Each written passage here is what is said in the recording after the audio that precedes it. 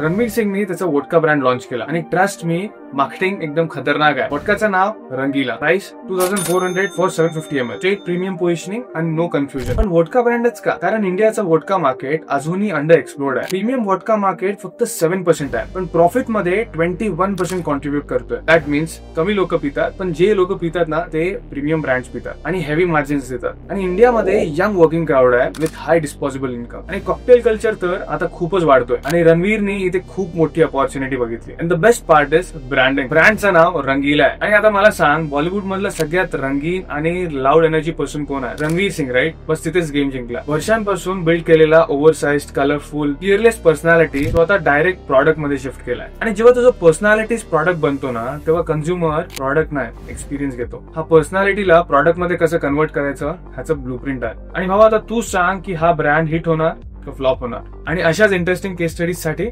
Subscribe करा.